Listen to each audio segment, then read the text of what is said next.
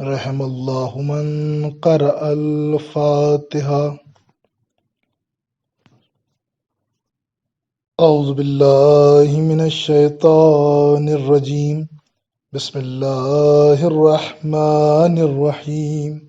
الحمد للہ رب العالمین الذي نور قلوبنا بمحبة العلوية وأكمل لنا ديننا بولاية المرتضوية، والصلاة والسلام على حقيقة الوجه الأتم والعارف بما في اللوح والقلم والواقف على جميع السياسات والحكم وعلى أشرف الأنبياء والمرسلين وسيدنا وشفينا ونبينا مولانا بالقاسم محمد. اللهم صل على محمد وآل محمد وعجل فرجه وعلى آل بيته الطيبين الطاهرين المعصومين المظلومين ولعنة الله على أعدائهم أجمعين. أما بعد، فقد قال الله تبارك وتعالى في كتابه المجيد وهو أصدق الصادقين وقوله الحق. بسم الله الرحمن الرحيم. إن الدين عند الله الإسلام. صلوات محمد وآل محمد. اللهم صل على محمد وآل محمد وعجل فرجهم. محترم سننے والے ناظرین کرام، مومنین کرام، عزاداران سید الشہداء، جیسا کہ آپ کی خدمت میں یہ گفتگو جس کا عنوان اربعین حسینی، اسلامی تعلیمات کا، اسلامی کلچر کا آئینہ جاری و ساری ہے، گزشتہ تقاریر میں اپنی بساط علمی کے مطابق آپ کی خدمت میں چند نکات بیان کرنے کی کوشش کی کہ اربعین حسینی کس طریقے سے تعلیمات اسلامی کی جلوہ گاہ ہے، تعلیمات اسلامی کا آئینہ ہے۔ غور کرنے والی بات یہ ہے، غور کرنے کا مرحلہ یہ ہے کہ اب تک آپ کی خدمت میں عرض کیا گیا کہ تعلیمات اسلامی میں سے محبت ایک ایسی تعلیم ہے، محبت ایک ایسا ادب ہے، محبت ایک ایسا درس ہے جو پروردگار عالم نے، جو دین اسلام نے، جو قرآن نے، جو انبیاء مرسلین نے، اور اس کے بعد ہمارے آخری نبی نے، پھر اسی طرح سے سلسلہ آگے بڑھا ائمہ اہل بیت علیہم الصلوۃ والسلام کا، ان سب نے محبت پہ بڑی تاکید کی، چاہے وہ محبت مومنین کے درمیان ہو، مسلمین کے درمیان ہو، یا انسانوں کے درمیان ہو، چاہے وہ محبت خدا اور بندے کے درمیان ہو یا بندے اور خدا کے درمیان ہو۔ لہٰذا یہ تعلیمات میں، اسلام کی تعلیمات میں اہم تعلیم تھی، لہٰذا اس کا پرتو اور اس کی جلوہ گاہ کو دیکھنا بھی ہمارے لیے ضروری تھا کہ دنیا میں وہ جگہ کون سی ہے۔ جب ہم نے محبت کے اوپر نگاہ ڈالی تو اربعین حسینی اور مسجد کربلا کے سوا کوئی اور جگہ ایسی نظر نہ آئی جہاں پہ محبت کے وہ ٹھاٹے مارتے ہوئے سمندر، جہاں محبت سے لبریز کوہ گراں نظر آ رہے ہیں۔ تو یہ تمام کی تمام چیزیں وہ اس کے بعد کا مرحلہ اتحاد کا مرحلہ تھا کہ جہاں پر ہم نے دیکھا، غور کیا کہ اتحاد کی بہترین مثال اگر آج کے زمانے میں کسی سب سے بڑے اجتماع میں، کسی سب سے بڑے پروگرام میں مل سکتی ہے تو وہ بھی اربعین حسینی ہے۔ اب ہم یہ قرآن کی آیات سے میں نے آپ کی خدمت میں عرض کیا، لیکن اب ایک مرحلہ وہ ہے، کیونکہ آج آخری تقریر غالباً ہے تو ہم چاہتے ہیں اپنی بات کو سمیٹنا اور محدود وقت میں اس بات کو تمام کر دیں۔ ہم چاہتے ہیں کہ سیرت سے بھی کچھ نمونے ایسے تعلیمات اسلام کے نکالیں اور سیرت اہل بیت علیہم الصلوۃ والسلام کے نمونے دیکھیں اور پھر آ کے مطابقت دیں، ٹیلی کریں اربعین حسینی پر، کہ جو اربعین حسینی پہ یہ جو اجتماع ہے، یہ جو پروگرام ہے، یہ جو تحریک ہے، یہ جو رسم و مراسم ہے اربعین حسینی کے، آیا اس میں بھی، کیا اس میں بھی وہ تعلیمات جو سیرت اہل بیت علیہم الصلوۃ والسلام میں نظر آتی ہیں، یہاں نظر آ رہی ہیں یا نظر نہیں آ رہی ہیں۔ غور کیجئے گا، میں ایک روایت آپ کی خدمت میں عرض کر رہا ہوں، بلکہ روایت نہیں، پورا ایک واقعہ ہے، اور اس سے مطابقت دینی ہے اربعین حسینی کی۔ ہمارے اور آپ کے چوتھے امام جناب سید سجاد علیہ الصلوۃ والسلام صلوات پڑھتے ہیں، اللہم صلی علی محمد وآل محمد وعجل فرجہم۔ آپ آئمہ اہل بیت علیہم السلام میں وہ ہیں آپ کے جہاں پہ امتیازات ہیں، وہ ہیں کہ جنہوں نے سب سے کم عمر میں پیادہ حج کیا ہے۔ اب ہمارے سامنے دو عبادتیں ہیں، ایک حج کی عبادت ہے اور ایک عبادت اربعین کی عبادت ہے۔ اربعین پہ بھی پیادہ روی ہے۔ پرانے زمانے میں لوگ حج پہ بھی پیدل جاتے تھے، اور پیدل حج پہ چلنے کو زیادہ ثواب مانا جاتا تھا کیونکہ اس کا ثواب زیادہ۔ بہرحال سفر مقدس میں جتنی زیادہ صعوبتیں اور پریشانیاں ہوتی ہیں اتنی زیادہ ثواب میں اضافہ ہوتا ہے۔ تو اس زمانے میں لوگ پیدل سفر کیا کرتے تھے۔ مجھے بس ایک مطابقت دینی ہے، اس لیے کہ متعدد مقامات پر روایت میں آیا ہے کہ خود معصومین علیہ الصلوۃ والسلام نے فرمایا ہے کہ ایک زیارت کا ثواب اور ایک قدم کا ثواب سینکڑوں حج سے زیادہ ہے، حج مقبولہ سے زیادہ ہے۔ تو حج وہ کہ جو زندگی میں ایک بار واجب ہے، زیارت وہ ہے کہ زندگی میں چاہے جتنی بار کیجیے، حج وہ کہ جب تک مستطیع نہ ہو، جب تک صاحب مال نہ ہو، جب تک ساری ذمہ داریوں کو پورا نہ کر دیں تب تک حج واجب نہیں ہوتا۔ لیکن زیارت کے لیے کہا گیا کہ آپ کے پاس اثاثہ نہیں ہے، مال نہیں ہے، سرمایہ نہیں ہے، تو آپ اپنے اثاثے کو بیچ کے جائیں، بیچنے لائق بھی سامان نہیں ہے، کچھ نہیں ہے ایسا، تو آپ قرض لے کر زیارت پہ جائیں۔ پھر آگے مقامات پہ ملتا ہے کہ اگر جو زیارت پہ نہ آئے اس نے گویا اہل بیت علیہ الصلوۃ والسلام پہ ظلم کیا۔ ان ساری مناسبتوں کو دیکھ کے میں روایت آپ کی خدمت میں عرض کر رہا ہوں کہ چوتھے امام بہت کم سنی میں حج کے لیے نکلے۔ کہتے ہیں روایت اس طریقے سے ہے کہ ابراہیم ابن ادھم یہ اپنے لشکر کے ساتھ پورے جاؤ حشم سے حج کے سفر پہ نکلا۔ جب نکلا تو ایک مقام پہ اس نے دیکھا اور اسے کوئی حاجت ہوئی کہ یہ اپنے قافلے سے جدا ہونے لگا۔ تو یہ جب جدا ہوا تو اس نے دیکھا کہ ایک کم سن بچہ جس کی عمر 6 سے 7 برس ہے، حالت احرام میں اس صحرا میں، لخودق صحرا میں تنہا اکیلا پیادہ روی اور پیدل چلتے ہوئے مکے کی جانب جا رہا ہے۔ یہ فوراً اپنی حاجت کو بھول کر، جس کام سے بھی یہ نکلا تھا اس کو بھول کر فوراً اس بچے کی خدمت میں آیا، اور آنے کے بعد عجیب اور حیرانگی کے ساتھ سوال کرنے شروع کر دیے، سوالات کرنے شروع کر دیے۔ پہلا سوال یہ کیا کہ آپ کون ہیں، کہاں جا رہے ہیں، اور اس کم سنی میں حج کے لیے یہ کہاں جا رہے ہیں آپ؟ اس طرح کے سوالات جب کیے تو مولا نے جواب دیا۔ ہاں، پہلا سوال اس نے یہ کیا کہ ابھی تو آپ پہ حج واجب بھی نہیں ہے، ابھی تو آپ پہ حج فرض بھی نہیں ہے، آپ کم سن ہیں اور آپ حج کے لیے نکل گئے۔ تو امام نے جواب دیا، اب یہاں سے مطابقت دیکھتے چلے جائیے گا اربعین حسینی کی، کہ مولا نے جواب دیا کہ ادھم تم سنو، میں اپنی ماں کو دیکھتا ہوں کہ جس وقت وہ کھانا بناتی ہیں تو لکڑیوں سے کھانا بناتی ہیں، چولہے میں لکڑیاں رکھ دیتی ہیں، لکڑیاں جلتی رہتی ہیں اور کھانا بنتا رہتا ہے۔ میں دیکھتا یہ ہوں لکڑیوں کا منظر کہ بڑی لکڑیوں کے ساتھ میری والدہ چھوٹی لکڑیاں بھی رکھ دیتی ہیں، تو جہاں بڑی لکڑیاں جلتی ہیں وہاں چھوٹی لکڑیاں بھی جل جاتی ہیں۔ معرفت دیکھیے گا امام سجاد علیہ الصلوۃ والسلام کی، جواب دیکھیے گا، جہاں بڑی لکڑیاں جلتی ہیں وہاں یہ چھوٹی لکڑیاں بھی جل جاتی ہیں۔ تو میں یہاں سے پیغام یہ لیتا ہوں، درس یہ لیتا ہوں، مطلب یہ نکالتا ہوں کہ جب بڑی لکڑیوں کے ساتھ چھوٹی لکڑیاں جل سکتی ہیں تو جس طریقے سے بڑے لوگوں کو، بزرگ لوگوں کو، سن رسیدہ لوگوں کو موت آ سکتی ہے، اس طرح سے بچوں کو بھی تو موت آ سکتی ہے۔ لہٰذا میں چاہتا یہ ہوں کہ اپنی موت سے پہلے، اپنا اس دنیا سے رخصت ہونے سے پہلے اپنے رب کی عبادت گاہ کی زیارت کر لوں۔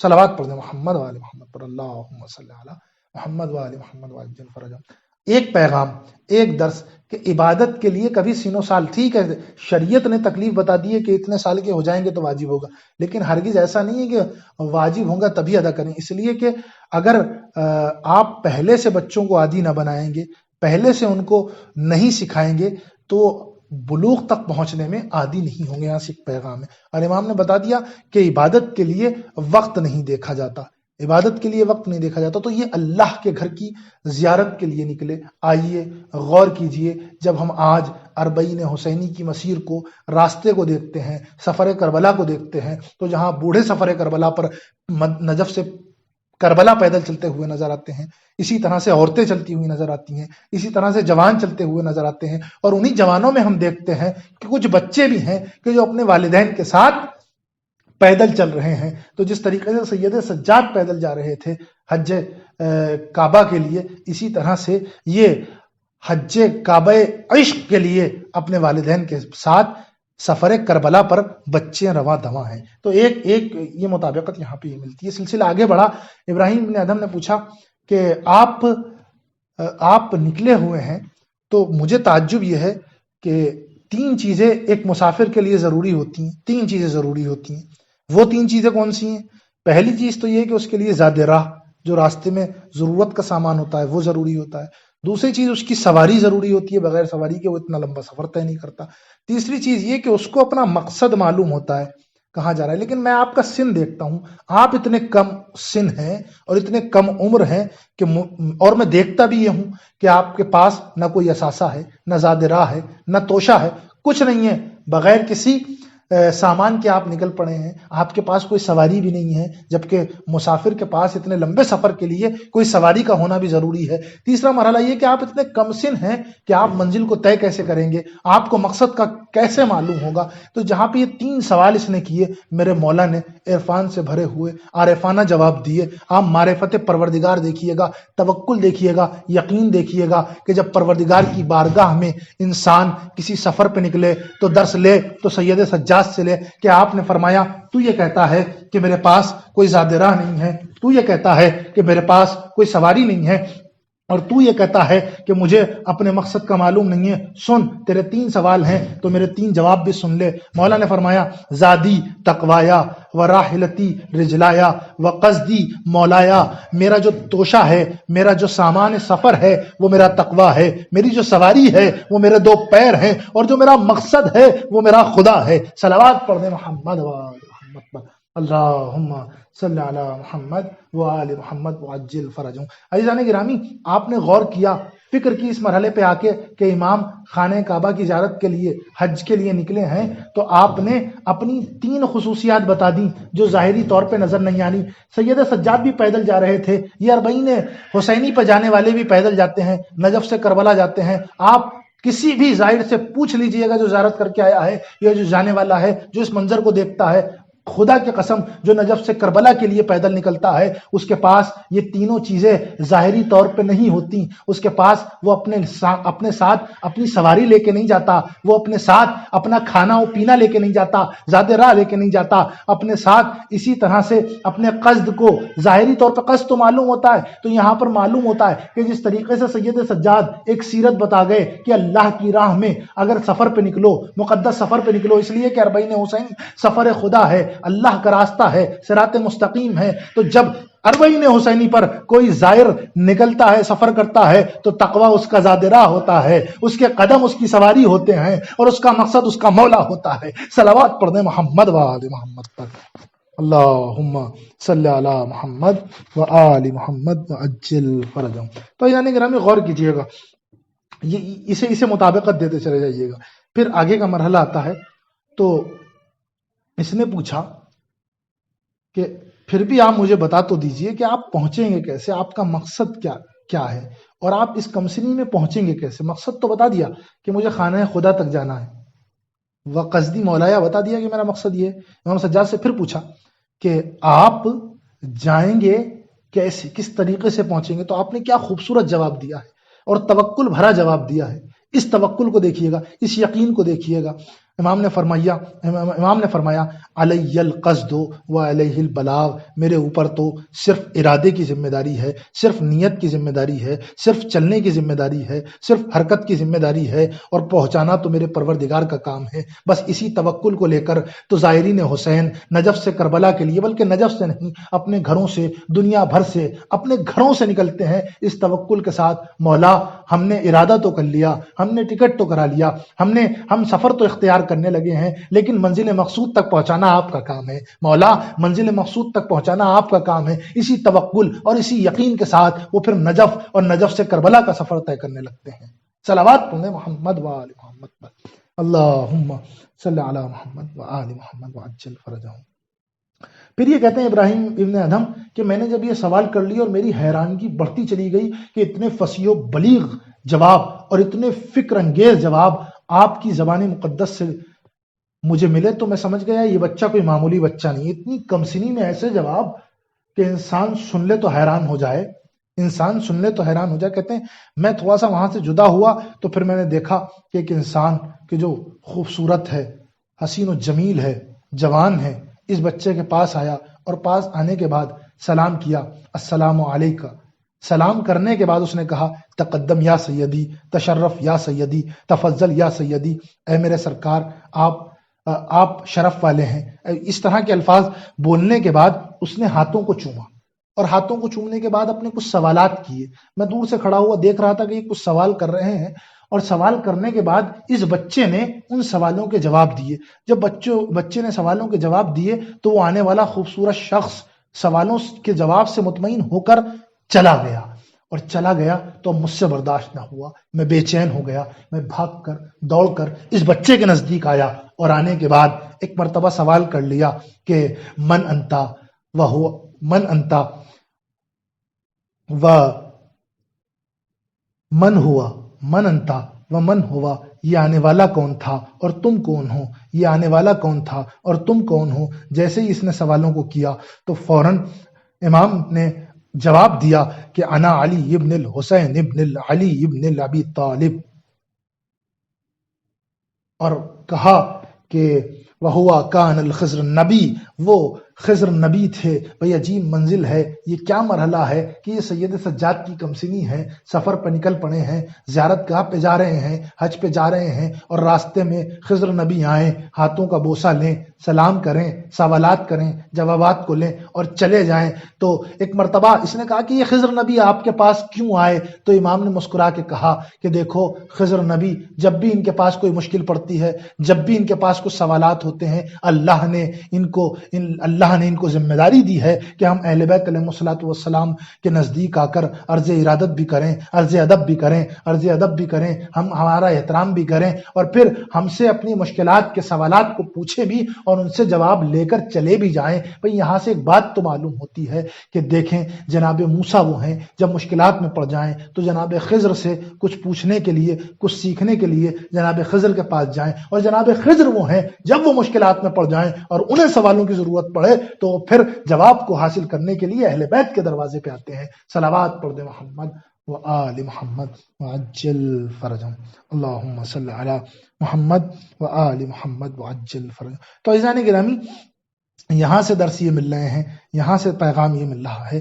کہ اربعین حسینی پہ جانے والا جب بھی جائے تو اس سیرت پہ بھی عمل کرے، اس سیرت پہ بھی عمل کرے کہ وہاں پر جانے کے بعد کوشش یہ کرے کہ یا تو خضر نبی کی سنت پہ عمل کرے یا امام سجاد کی سنت پہ عمل کرے، یا تو اگر سوال کرنے والا بنے تو پھر کسی اور سے سوال نہ کرے، ان سے سوال کرے کہ جن کی بارگاہ میں گیا ہے، اور اگر کوئی اس سے سوال کر لے تو پھر اس کے سوال کو واپس نہ لوٹائے، رد نہ کرے.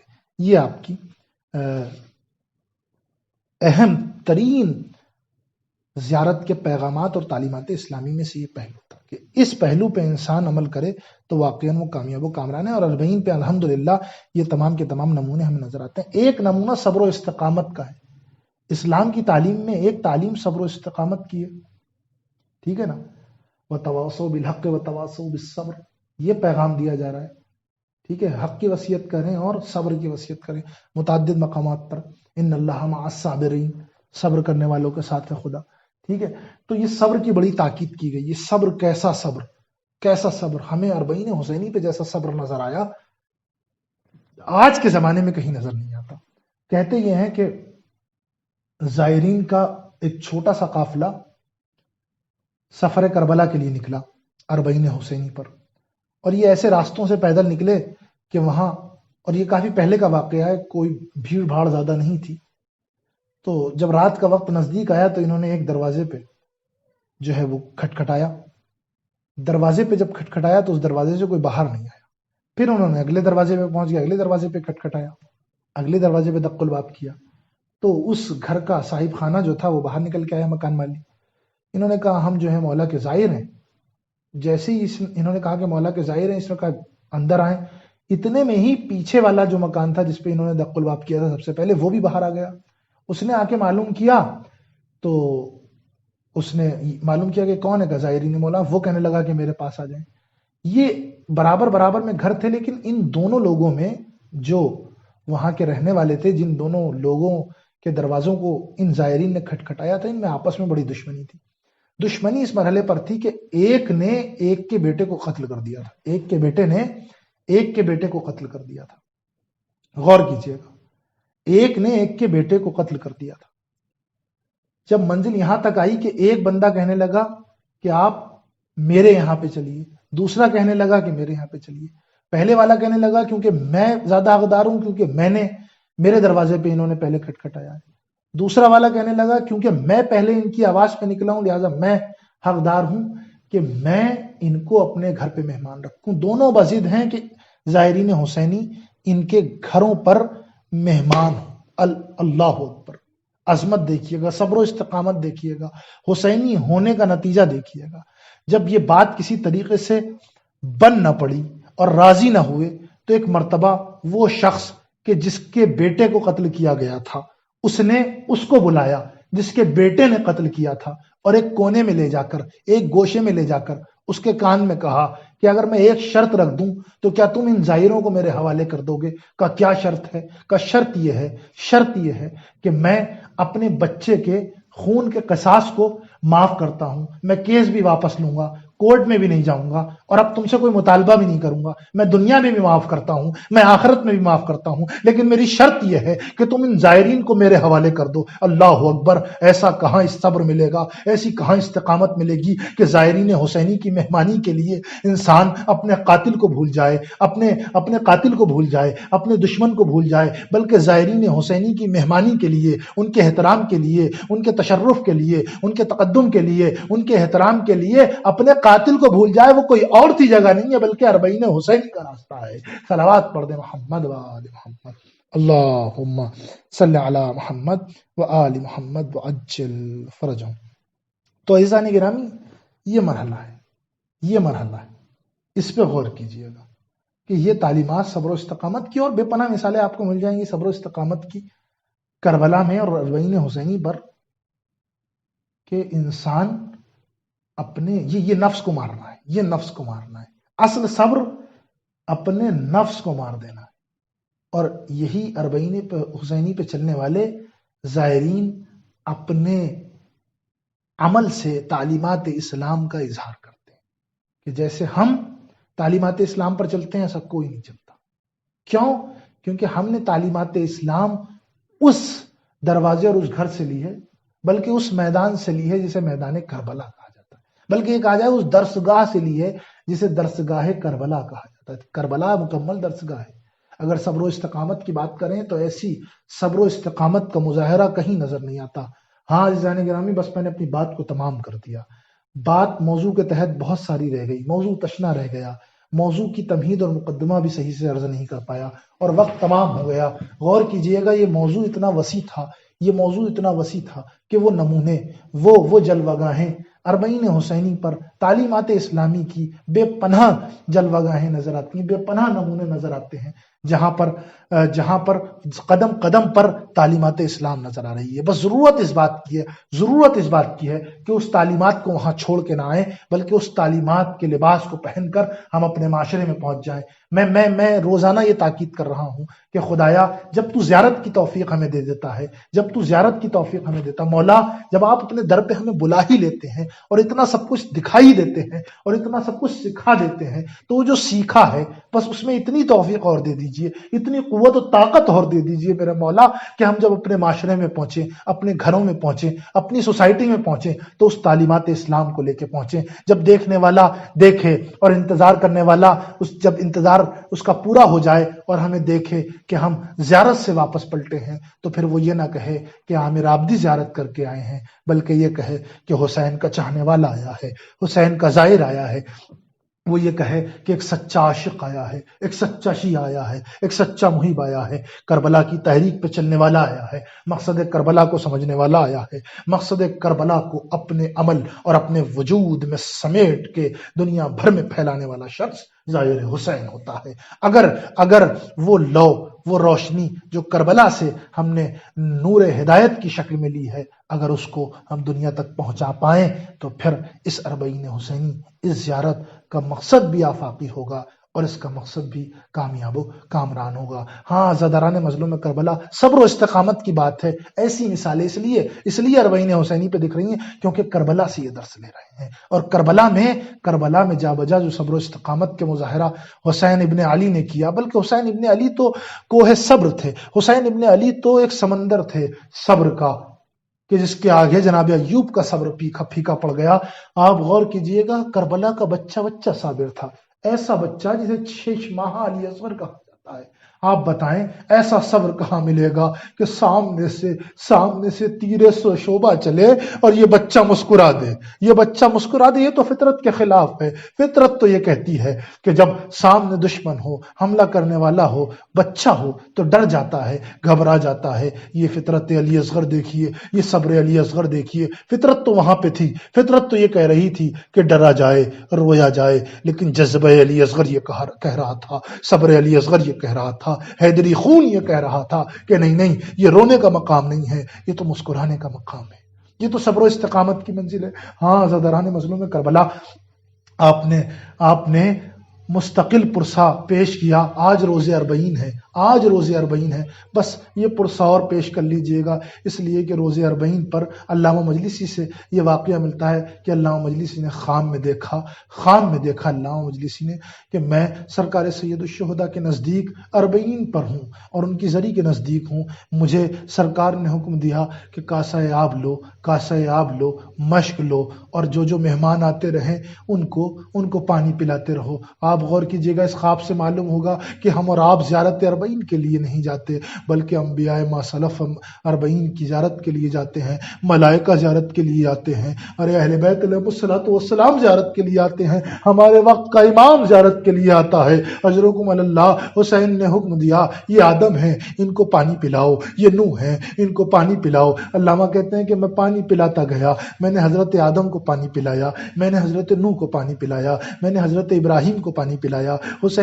آقا حسین نے کہا یہ جناب موسیٰ ہیں ان کو پانی پلاؤ، یہ جناب عیسیٰ ہیں ان کو پانی پلاؤ۔ میں پانی پلاتا گیا، اب وہ منزل آ گئی کہ خود سرکار ختمی مرتبت کا نور جب سامنے آیا، میری آنکھیں خیرہ ہو گئیں۔ میں نے کہا یہ کون ہے؟ کہنے لگے یہ میرے جد اعلیٰ، ارے میرے نانا ہیں، ان کو بھی پانی پلاؤ۔ ارے حسین کتنا اہتمام کر رہے ہیں۔ ہاں عزاداران مظلوم کربلا، بس میں نے پانی پلایا، ایک اور نورانی شخصیت آئی، ایک مرتبہ میں نہیں پہچانا، میری آنکھیں خیرہ ہو گئیں۔ میں نے کہا آقا یہ کون ہے؟ کہ یہ میرے بابا علی مرتضیٰ ہے، ان کو بھی پانی پلاؤ۔ روزے اربعین ہے عزادارو، تصور کیجئے گا حسین کیسی خدمت کر رہے ہیں۔ ایک مرتبہ میں نے دیکھا کہ اب مجھ میں تاب نہیں ہے، اور ایک مرتبہ ایسی نورانی شخصیت آئی کہ حسین نے وہ کاسہ آب اور وہ مشک مجھ سے لے لی۔ میں نے کہا آقا اب کون آیا ہے؟ ایک مرتبہ سرکار نے جواب دیا، سرکار سید الشہداء کہتے ہیں علامہ اب تم پیچھے ہٹ جاؤ، اس لیے کہ اب میری ماں فاطمہ زہرا تشریف لائی ہیں۔ ہاں عزاداران مظلوم کربلا، حسین نے اپنی ماں کو پانی پلا دیا۔ ہاں روایت میں ملتا ہے کہ جب جناب سیدہ کہیں پہ تشریف لاتی ہیں تو جناب زینب ساتھ میں ہوتی ہیں، جب جناب زینب ساتھ میں ہوتی ہیں تو جناب سکینہ بھی آتی ہیں۔ ہاں عزادارو، جناب سکینہ بھی یہاں آئی ہوں گی۔ میرا دل کہتا ہے کہ ایک مرتبہ یہ پانی کی سبیل دیکھ کر سکینہ کو وہ شام غریبہ کا منظر یاد آ گیا ہوگا کہ حسین شہید ہو چکے ہیں۔ پانی تو دور کی بات ہے، کوئی پانی پلانے والا نہیں ہے بلکہ دامن جلانے والے۔ اجرکم اللہ، خدا آپ کو کسی غم میں نہ رلائے سوائے غم مظلوم کربلا کے۔ روزے اربعین ہے۔ ہاں عزادارو، یہ جب سب جمع ہو گئے، علامہ کہتے ہیں کہ سب نے گریہ کرنا شروع کیا۔ میرا دل کہتا ہے سکینہ جب اس منظر کو دیکھ رہی ہوگی تو بے ساختہ رو پڑی ہوگی، اپنے بابا سے کہا ہوگا بابا یہ جو رو رہے ہیں ان پہ تو کوئی تازیانے مارنے والا نہیں ہے، انہیں تو کوئی روکنے والا نہیں ہے۔ جب میں روتی تھی میرے رخساروں پہ تماچے لگائے جاتے تھے، میری کمر پہ تازیانے۔ اجرکم اللہ، خدا آپ کو کسی غم میں نہ رلائے سوائے غم مظلوم کربلا کے۔ بس آخری روایت ہے، بس ختم مصائب ہے عزادارو، ختم دعا ہے۔ غور کیجئے گا کہ یہ لٹا ہوا قافلہ یہ آزاد ہو کر کربلا میں زینب کی خواہش کے مطابق کربلا میں آ گیا، اور اب تمام بیویوں نے اپنے اپنے ورثاء کی قبر پر گرا کر گریہ کرنا شروع کیا۔ زینب کبریٰ حسین کی قبر پہ گریہ کر رہی ہیں۔ ہاں عزاداران مظلوم کربلا، عزاداروں ذرا غور کیجئے گا، ام کلثوم جناب عباس کی قبر پہ گریہ کر رہی ہیں۔ یہ تمام مرحلے ہیں، اور ایسا گریہ اس لیے کہ جب زینب دوبارہ کربلا آ گئی، زینب نے اپنے بھیا کی قبر کو دیکھ لیا، اس لیے کہ زینب وہ منظر اپنی آنکھوں سے دیکھ رہی تھی کہ شمر اپنے ہاتھ میں خنجر لیے ہوئے حسین کی گردن پہ چلا رہا تھا۔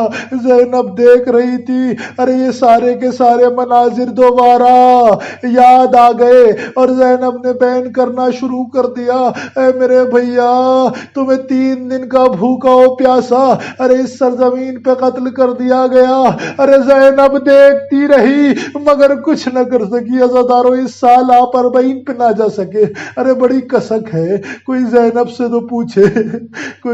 سے پوچھے کہ 40 پہ کربلا نہ پہنچنے کی کسک کیا ہوتی ہے، اس لیے کہ زینب نے 40 تو زندان شام میں گزارا، 40 کربلا میں گزارا۔ ہاں عزاداروں، ایک دفعہ آپ ہو کے آ گئے، کتنی دفعہ زیارت کر کے آ گئے، وہ بھی دیکھ لیا منظر، لیکن آپ نے یہ تکلیف نہ صحیح ہوگی کہ زینب، یہ تکلیف نہ صحیح ہوگی کہ 40 کے بغیر، ہم کربلا کے بغیر کیسے رہ پائیں، دل تڑپ رہے ہیں، بے چین ہیں، کسی طرح سے کربلا پہنچ جائیں۔ 1400 سال گزرنے کے بعد حسین کے چاہنے والوں سے یہ برداشت نہیں ہو رہا کہ حسین کے چہلم پہ کربلا سے دور رہا جائے۔ لاکھوں سلام ہو اس زینب کبریٰ پہ، سید سجاد پر، جو زندان شام میں رہے، کربلا حسین کے 40 پہ نہ پہنچ سکے۔ زندان شام سے سید سجاد نے کہا ہوگا، زینب کبریٰ نے کہا ہوگا، السلام علیک یا ابا عبداللہ، السلام علیک یا ابن رسول، الا لعنت اللہ علی قوم الظالمین، سيعلم الذين ظلموا أي منقلب ينقلبون، إنا لله وإنا إليه